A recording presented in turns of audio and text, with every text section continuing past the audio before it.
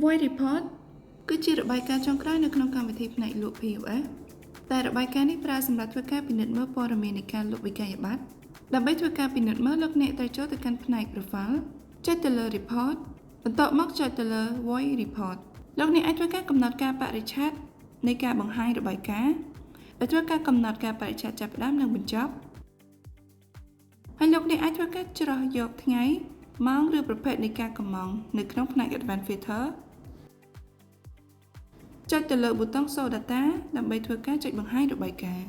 នៅក្នុងរបាយការណ៍នេះមានបង្ហាញនូវព័ត៌មានដូចជាលេខវិក័យប័ត្រដែលបានធ្វើការលុបការបរិច្ឆេទនៃការទូទាត់វិក័យប័ត្រការបរិច្ឆេទនៃការលុបវិក័យប័ត្រប្រភេទនៃការកម្មង់លេខតុ